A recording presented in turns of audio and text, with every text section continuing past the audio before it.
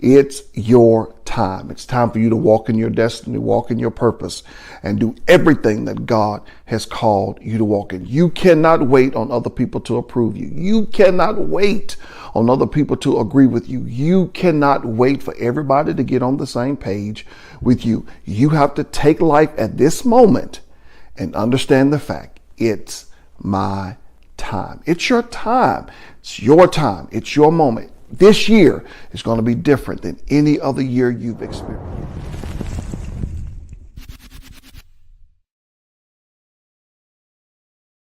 And here it is. Lesson number one. It's very important. You got to grab this lesson here. You got to seize the moment. Let me say that again. You have to seize the moment. So many times in a believer's life, we're waiting for somebody to approve us. We're waiting for the right time. We're waiting for the right moment. And so many times, so many opportunities, so many moments come before you, and you're looking back in reflection and you're saying, man, that was my time. Man, I should have did this. Man, I should have asked that person out on a date. Man, I should have done that. But you allowed the opportunity to escape you. This year is going to be different. You're going to seize the moment, and you're going to take advantage of the opportunity that God has laid before you. That word seize there means to grab with force. You're going to grab your future, your destiny, this moment, this setting in time. You're going to grab it with force and embrace it and hold on to it and walk in everything that God has planned for you. Years ago, I was taking the comprehensive exam when I was in my doctoral studies. This is a test that you take at the end of your year 2. After you've finished all of your classes, all of these different theories that you've taken, you have to apply them to a 4-question test, 25 points apiece, and you have to make a minimum of a 70 to pass to get your doctorate degree. If you do not make a minimum of a 70, you get to take it again. And then the second time, if you don't take it, or if you don't pass or make that score of 70, you are dismissed from the program. I was so afraid. I was so scared to take this test. So every time it came up time for me to take it, I would say, well, no, I'll just wait. I'll take it next time. And then it'll come up again. It's time for me to take this comprehensive test. And I'll be like, well, no, I'll just wait. I'll just push it off to next time. And then I had looked up, I had been in the program for 3 years. You're supposed to take it at the end of year 2. Here I am now at the end of my 3rd year because I kept pushing it off and pushing it off, not taking advantage of the time and seizing the moment. Here I am now at the end of year 3. And they came to me and I was facing being dismissed from the program. I said, well, I'll just take it at the end of my year 4. My wife stopped me right there in my tracks. And she said, honey, why are you not taking this test? What's going on? She forced me to take a reflection. I believe she knew the real answer, but she wanted me to come up with my own answer. And I began to reflect and I began to look at it. And she looked at me and she said, let me ask you a question. I said, what, honey? She said, what are you afraid of? It hit me like a ton of bricks when she said that, because I realized at that moment what was stopping me and what was hindering me from seizing the moment and taking this test was fear. It's the same thing with you. That's what's stopping you. That's what's hindering you. That's what's blocking you from walking in the next level of your life. F-E-A-R. Fear. Let me ask you a question. What are you afraid of? So I had to look my wife in the face and I had to tell her, I'm afraid of failure. I'm afraid that if I don't pass this test, I'm going to be dismissed from the program. And she asked me a very poignant question, and I'm going to ask you the same question today. Have you ever given success the same opportunity that you've given failure?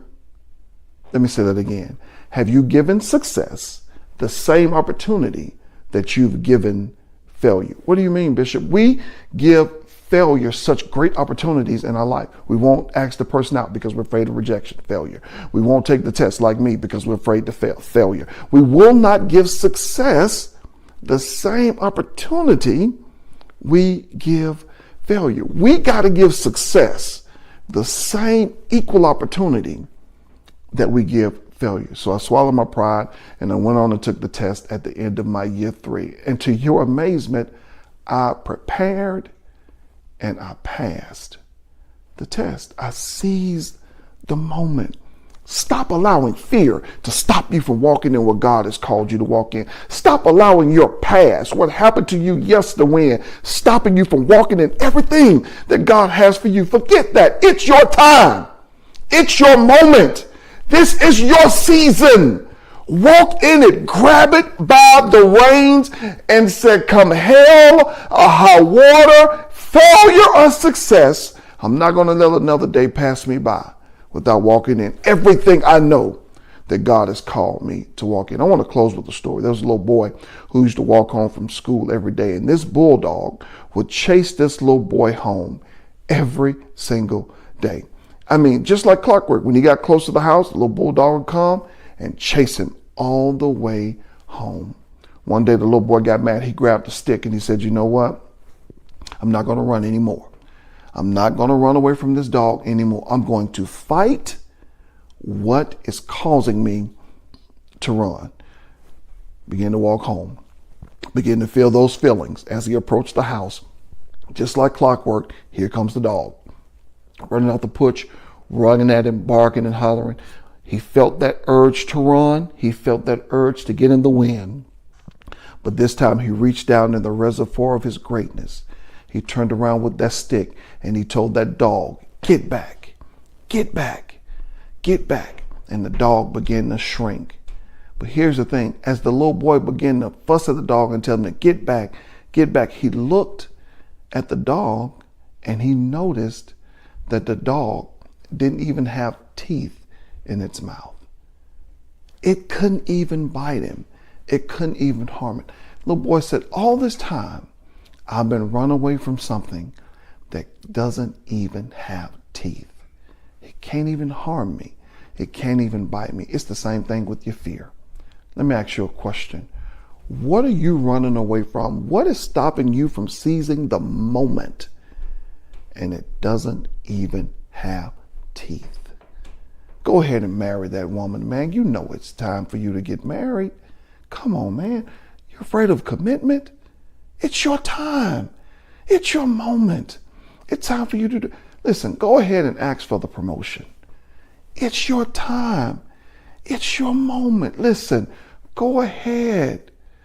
Go ahead and walk out of that relationship. They've been dogging you out for years. Stop sitting there being somebody's doormat. You're nobody's doormat. You are the greatness of God. You don't have to sit there because you don't think you're unlovable. Just because that person doesn't love you does not mean you're unlovable. It's your time. It's your moment. Seize it. Take advantage of it right now. Because here's the thing. If you don't live your dream, if you don't walk in your purpose, here's the powerful moment. Somebody will hire you to build their dream. Somebody will hire you to help build their purpose. It's your time.